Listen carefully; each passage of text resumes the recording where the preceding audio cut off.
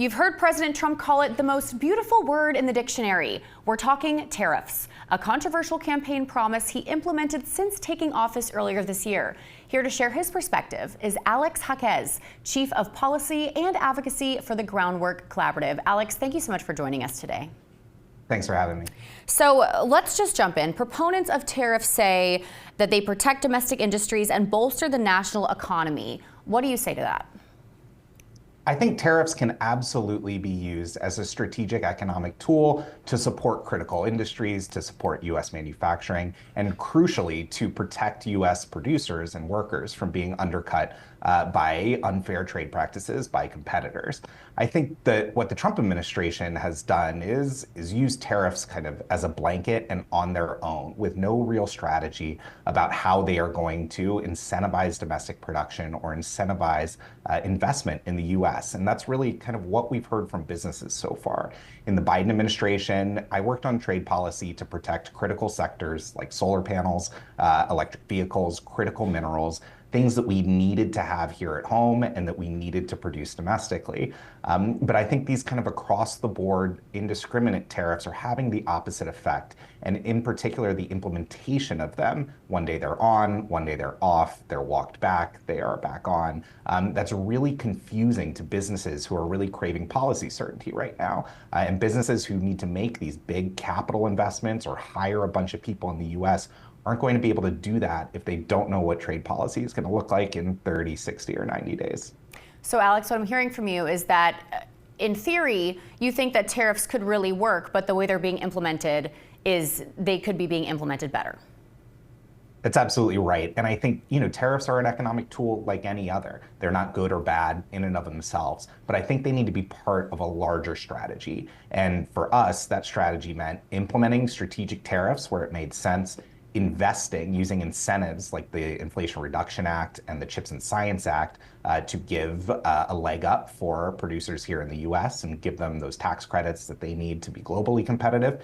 And then also to work with our partners and allies, Europe and others, Canada, Australia, they have industries that are also being undercut by Chinese producers, and we tried to work with them on a multilateral basis to, bring together a system that would work for all workers and all businesses. Mm-hmm. And now, speaking of that, we've seen, now the stock market we saw the crash in April crash, but now it's coming back up to around 6-month highs. And whenever Trump pauses tariffs, we see a jump in the stock market. So across the board, do you think that they're a good negotiating tool? So it's a good question, and we've gotten a lot of different answers about what the purpose of these tariffs are.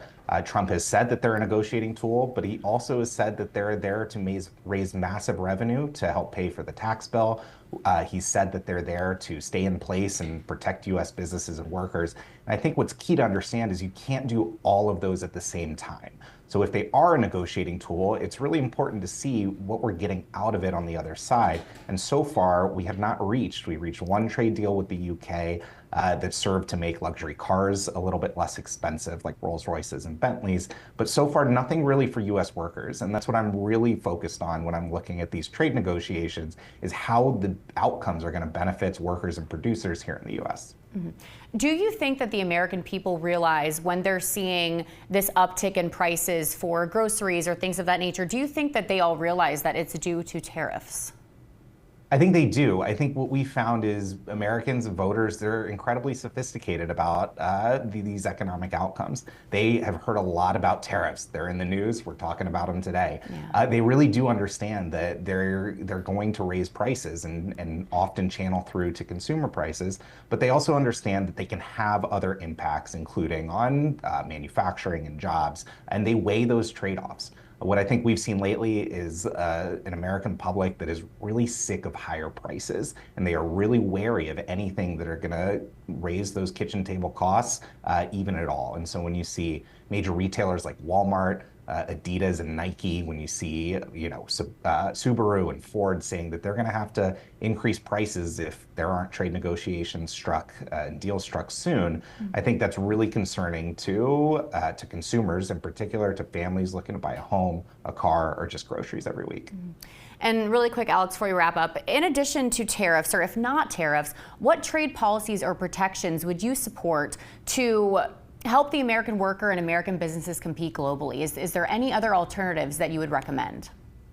Absolutely. I think in particular, when we're dealing with a country like China, who has used non-market policies and practices, trade tools that we would consider unfair, over subsidization and dumping, as we call it in trade economics, to favor their businesses over ours, I really think that warrants a strong policy response. What I don't think we can do is go at it by ourselves. And I think we had coalitions, Canada, Australia, Japan, South Korea. We're going to need to work with our partners and allies to fix this issue. Absolutely, Alex. Well, thank you so much for sharing your insights with us. For more information on Groundwork Collaborative, we will put that website below. Alex, thank you so much for your time today. Thanks so much for having me. We're back after this.